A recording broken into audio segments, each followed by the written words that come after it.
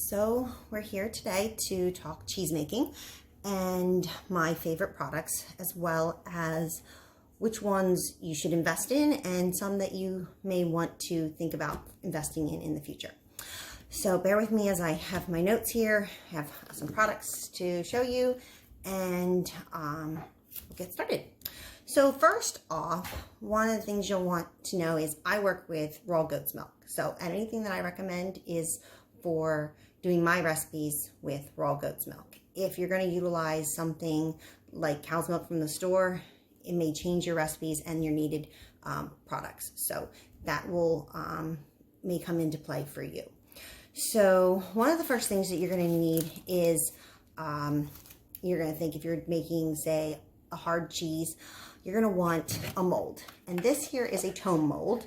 I bought it from Cheesemaking.com. It's the large tome mold. It will hold about 4 gallons of curd from 4 gallons of cheese. So if you're doing a 2-gallon cheese, it will work. If not, I would get the small. And so if you're working with a 1 to 2 gallons, you probably would want to work with the small tome mold. But I like this one because I typically will work with 4 gallons of cheese at a time. The large tome mold is about $26. The small is about $20. So to give you an idea that you can get a mold like this. I like the kinds that have a bit of a ridge edge to them versus one of my other molds that just has a follower. This is called a follower. That's just a disc. It's just this part here. And for what I'm going to recommend for you, you'll want something with a nice top to it for the follower. So we'll move that out of the way. There's also a optional, I'd say is an optional, drop something here, sorry. Optional piece is this medium mesh cheese mat. This is great to be used when you are air drying your cheese. It will allow airflow underneath. You can put it on a rack and your cheese will not react to the metal of your rack. So this is optional, but I definitely recommend it if you're going to be air drying any of your hard cheeses. So it's $4 from cheesemaking.com. So it's worth the investment in my opinion. So let's start with our culture. This here is a thermophilic culture. I used it when making my Monterey Jack cheese. It'll come in the same type of little packet for what I'm recommending to you, be the mesophilic culture. And it comes with the little packet that is, let me look here, there's 5 of them that comes in here. And the cost of that is about $7. Comes with these little packets here, and each one of these will do, let me just make sure I'm saying this correctly, one packet will set up to 2 gallons of pasteurized milk or 4 gallons of fresh milk. So raw milk, you could get 4 gallons out of this. So if you're doing a 2-gallon cheese like most people would probably be starting out with, or 1 to 2, you would use half of this. So out of your 5 little packets that you get, you would be able to make 10 batches. So that's why I'm recommending this versus buying a larger packet of culture, because you'll get quite a bit for your $7. Also, another recommendation is your Rennet. I choose a liquid animal rennet. It sets my curd up better and it allows me to get really nice curd at the end. But you can choose to go with a vegetable rennet. They're in these little packets here. And they come in these little pop outs. And you would utilize per recipe what it says. If it says a 1/4 teaspoon, you'd use a 1/4 of this. If you said a 1/2 teaspoon, you'd use half of this, and so on and so forth. So you would leave this in your freezer and it lasts for quite a long time. I bought these with some of my kits that I bought in the beginning, and we're talking about kits versus these individuals in a minute, but they do work, but I prefer the liquid. The liquid price is $5, and again, it's my favorite over the animal rennet. Over the vegetable rennet. Another product you'll be wanting to have is calcium chloride. This is if you're going to be making, say, like a Gouda, you need this for your brine. You'll need the calcium chloride for a brine. There's also a few other uses for it when it comes to making ricotta cheese. You need calcium chloride. It's really like the only thing you'll need besides a cheesecloth for ricotta. So if you're interested in making ricotta, calcium chloride. If you're interested in making Gouda, calcium chloride. This is a 2 fluid ounce calcium chloride. How much was that?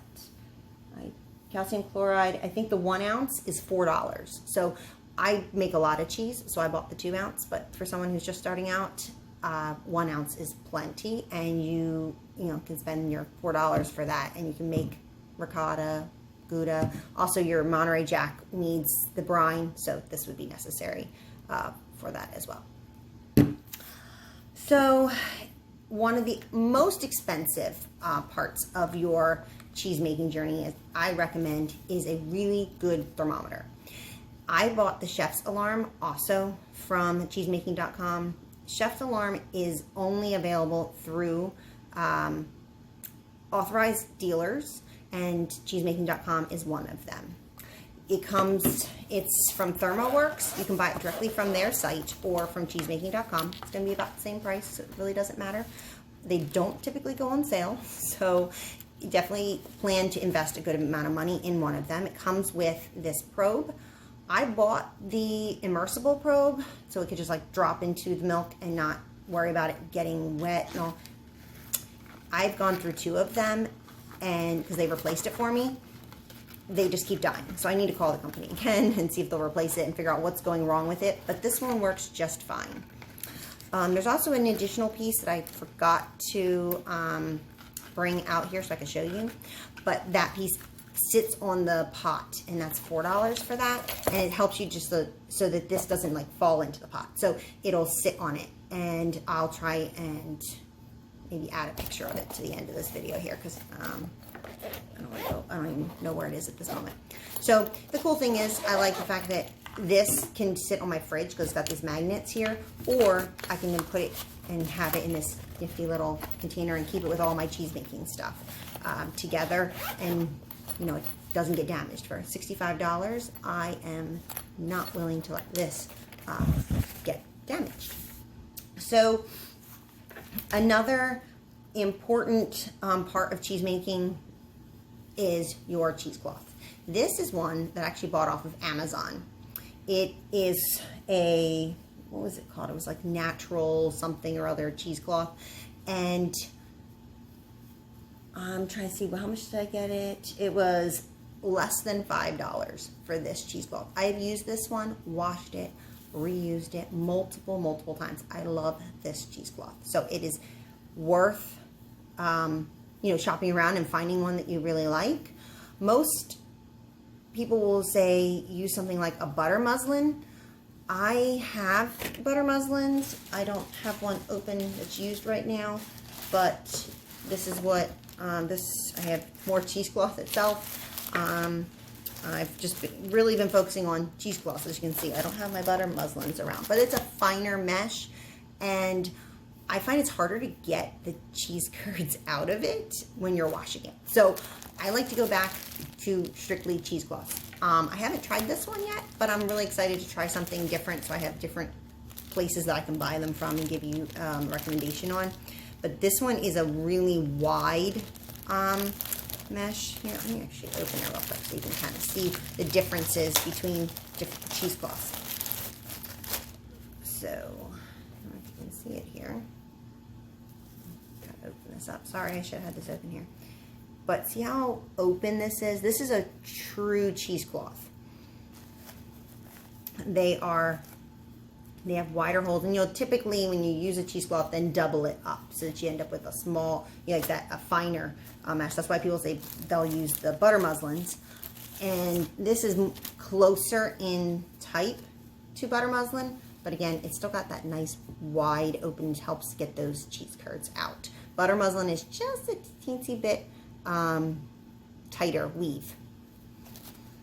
So cheesecloths, definitely can try and buy something from, say, like, you know, Walmart.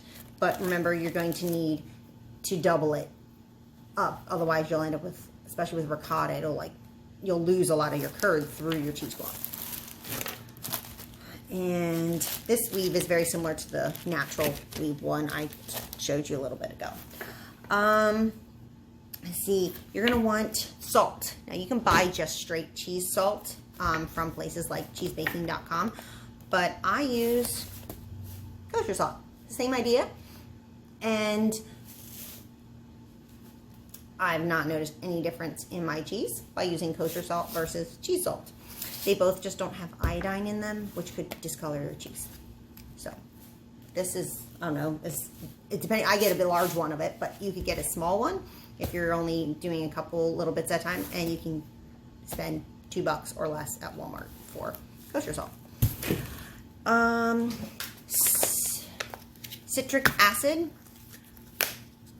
This is important when you are making, and I mentioned this for making ricotta. You would also need some citric acid for making ricotta as well.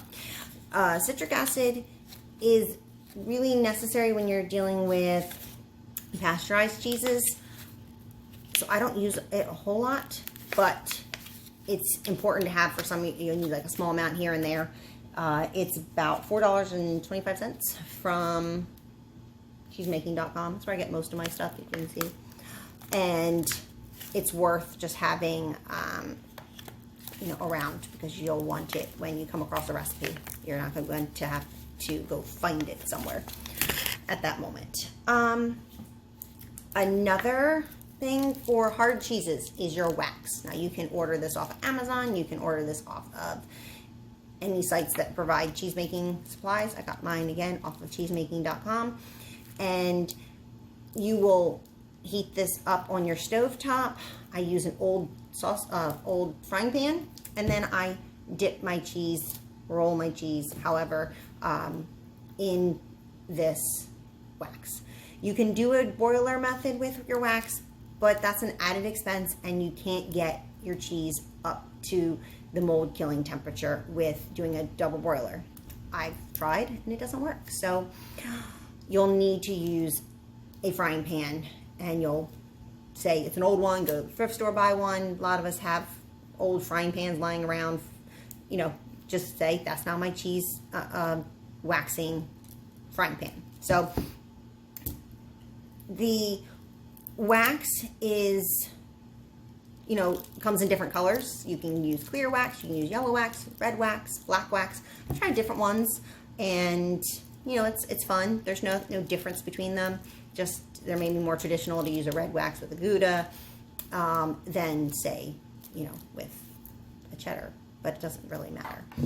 This block here, which is a 2 pounds, if I'm not mistaken, could be wrong, is about $7. Let me double check here. It's just shy of $7, and you'll get quite a number of coats and number of cheeses off of this.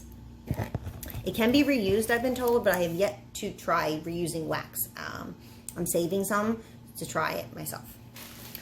Now, moving on to something called you can get by at the Cheesemaking.com is your basic cheese making kit.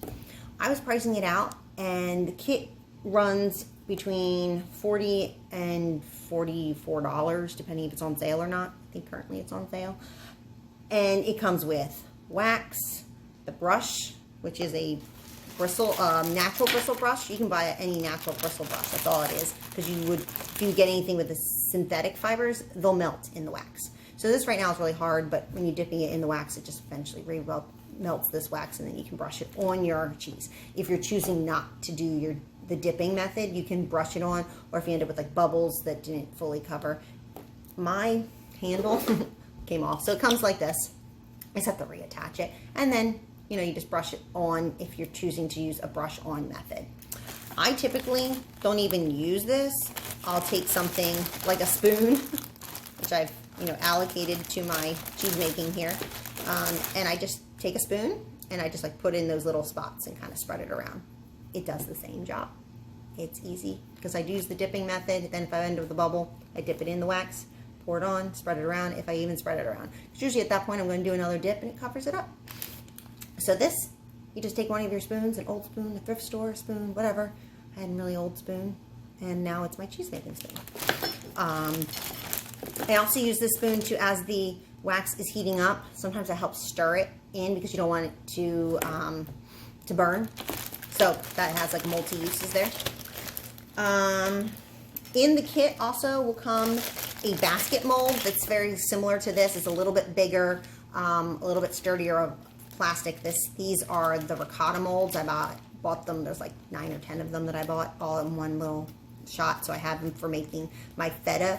But you could use those little molds for feta, for ricotta. They would not hold up to a lot of pressure for pressing, but you could still make a lot of different cheeses with it. You get one yard of the cheesecloth, which this here is 2 yards, which is about, I think, the size that this one is as well. Yeah, 2 yards, and which is quite a bit. You get with, 2 yards. This is 1 yard. This is 2 yards. With what I'm recommending, but we buy just the cheesecloth itself. But you'll get 1 yard. I think it doesn't fit very well in my larger molds, so 1 yard is just not big enough for what I do. But if you're looking for a smaller mold, 1 yard would work just fine. You'll end up with starter cultures in the basic cheese making kit. You get the veggie rennet tabs, which is why I showed them to you in the beginning, that this is what you'll get in the kit versus the liquid animal rennet. And you also get your calcium chloride. So all of that is about 40 bucks. For the stuff that I'm recommending that you purchase, you don't need the brush. You're not going to be using this basket style mold. In my opinion, if you're looking for hard cheeses, you're going to use the harder molds. So the stuff I'm recommending comes out to being only about 30 bucks. You're going to spend an extra 15 or more dollars to get some of these other little things that, like the brush, the basket mold, and what was the other thing? I guess it comes with like a recipe booklet. So you're paying for those added things that I don't find as necessary. So buying them individually will save you money versus buying the kit. Now, the kit sounds nice because it all comes together and it is helpful, and I did purchase them. That's how I have some of these things. But that's why I'm doing this video, so you can see what may be necessary and what isn't. So that is my recommendations. I'm going to try and have all of these linked somewhere on probably my website, which is endofthelinefarm.com. Again, that's endofthelinefarm.com. I'm going to make a dedicated cheese page that's going to have, all this information, my recommendations, my favorites, and then you can, and I'll also put these on there because I forgot to get the price of these. I like these for feta as well as they will do ricotta, though I don't tend to use them for ricotta. They actually are my favorites for making feta. And once that is completed, then I will link it also with this video. But I'm just trying to get these things out, and for people that are interested in what, making cheese, so they can start, finding these different products. Again, my favorite website to purchase cheese making products is cheesemaking.com. And I am not affiliated with them in any way, shape, or form. I just enjoy their prices and their products and what they have available to us as amateur and aspiring cheesemakers. So thanks for watching, and if you have any questions, feel free to message me, to comment. Let me know if there's anything that you saw here that you question, or if you have any additional questions for specific types of cheeses. And let me know if there's any cheese that you want a specific video for, because I'm going to be doing some more cheese making in the fall. And I also have some videos that are getting ready to be put out soon as well. So I look forward to your comments and your messages. Thank you. Okay, so I forgot to add something extremely important. And that is, if you don't have a press, which some presses can be upwards to $300-400 to buy a press. I bought mine off of Etsy, and now Julio is going to make me a new one down the line. It's a little bit bigger, but one of the easiest ways, it's a little heavy here, is to just use the mold that I showed you and weights. So what you're going to do is stack them on top based upon the amount of weight that your recipe calls for. Most recipes are going to call for anywhere between 5 pounds of pressure, 5 to 6 pounds of pressure at the start, and then all the way up to 40 pounds of pressure. Most of the time, if you're going to be working with, say, a 2-gallon cheese, you're going to want to lower that pressure amount that it says to something like at least 5 pounds less than what the recipe calls for. Because most recipes are utilizing about 8 gallons of cheese or more. That's what those recipes were designed for. So if you're utilizing less curd, you need less pressure, been my experience. You can play around with it if you find that you need to follow the recipe exactly. Obviously do so. So I have 2 of these. These are 2.5 pound weights. And I have 3 of these. These are 7.5 weights. And that's the ones that I typically use for when I'm pressing my cheese. Because at that point, I'm going to be using only about 2 gallons worth of curd, because I'll be splitting my curd between 2 molds, so I can do a large amount at once. So I'm not going to utilize a whole lot of weight on it. And by stacking them, typically they'll stack neatly, nicely, fit, and then utilize something between the bottom weight and then your mold. So I forgot to bring it out here, but you'll have your mold, your follower. Then you stick usually like a can of something. I use a canned chicken. It actually seems to work. And then this sits right on top, and then it helps to push the follower down and create that weight that you need. So sorry, I forgot to add that to the original video. I'll add this here at the end, I guess, and hopefully that makes sense. That is a way to make cheese that's hard cheeses without a press. So you can utilize just your regular weight. Somebody may be selling them, you may have them already, and you wouldn't need to purchase a press.